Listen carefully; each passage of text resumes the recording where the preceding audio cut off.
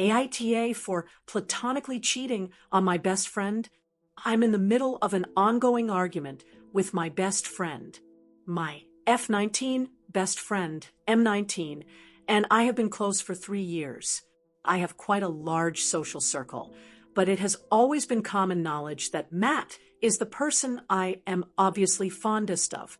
People know that, and it's no secret that we spend most of our time with each other. Things were absolutely fine until this week. I was invited on a 5-day camping trip with some of my course mates at college. We spent a lot of time together and wanted to celebrate the end of semester by saving up to go somewhere. For reference, Matt isn't part of this group because he does another major. So it didn't really come up in conversation before this point because he hardly knows these people, and it didn't seem like a big deal to me. The trip is scheduled for the start of August, and I told Matt at the start of this week that I was going. He went silent, and when I asked him what was the matter, he said that it was weird how I put that much money and time aside for people I've only known since September. I told him that's ridiculous because we spend a lot of time together as a group, and we're good friends. He still went on to say that we've never traveled together, and he's got 2 years on them. Then he said it's like I'm a platonic cheater. I feel bad because my first instinct was to laugh a bit, because honestly, I didn't expect him to come out with that. But then he hung up the phone and wouldn't answer my texts. I don't know what to do about this because I can't find it in me to apologize. I'm not a cheater, and I feel like he's making me out to be the age for having friends aside from him. To be honest, I think the reason we've never traveled alone is because it'd be a solo trip between 2 members of the opposite sex, and frankly, it'd feel like dating territory. It's just not appropriate, and I'd rather travel in a group, but Matt's friends aren't my friends, and my friends aren't his. It's not that I think he'd come on to me, or anything, but I think that's the type of thing I'd rather reserve for a boyfriend. By the way, this will be my first traveling experience done with friends rather than family.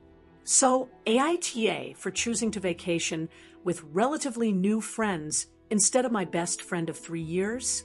Edit. Same post July 21st, 2025. Next day. Edit. I rang Matt today after reading the comments from the morning and asked if we could meet up to talk in person because I'm not happy about the silent treatment. We argued on Wednesday night. He said he'll come over after his shift on Tuesday. So, I'll update. If we resolve, I'll probably only be doing one because I don't want to drag the situation. So, woman shrugging, he didn't apologize over the phone BTW. Some of OOP's comments. Commenter. He seems to think you're his girlfriend or something. OOP. People do often mistake us for a couple's slightly frowning face. Commenter. NTA. You are allowed to have other close friendships and go on trips with whoever you want. Matt is acting possessive and framing your choice as betrayal, which is unfair and emotionally immature. It's okay for him to feel left out, but it's not okay to guilt you over it. You've done nothing wrong by saying yes to a fun opportunity with your college friends. If he values the friendship, he'll talk it out once he cools down. OOP. Thank you. I'm trying to assure myself of that, but he has been a rock for me. So he's kind of got me thinking I have betrayed him in a way, which sounds crazy, but about being more than friends. I'm starting to worry that's the case, which I don't think would end well, because we have been so close and opened up about so much that it's almost too vulnerable, YK. Like our relationship is not a casual friendship, we know deep things about the other's life. And I feel like that's too intense for a budding dating relationship. Does that make sense? To another commenter. I guess I would have to interrogate that. I feel like in my head he's always been an off-limits person because we're so close, and so even when there were times I considered us being something more, I never entertained the thought. It's weird. He's off-limits, but not because I would never be attracted to him or anything. He is attractive objectively. Before we were actually friends, my first impression of him was that he was attractive. It's because I don't think it would work. I'm just yapping now. Update. 2 days from OG post. Things are kind of resolved, but also up in the air emotionally. In short, Matt came over, and it started off pretty heated because I was quite mad. I said he's completely overreacted, and it was really immature of him to ignore me for nearly a week. He didn't say much and had his head in his hands for a while, which made me go quiet.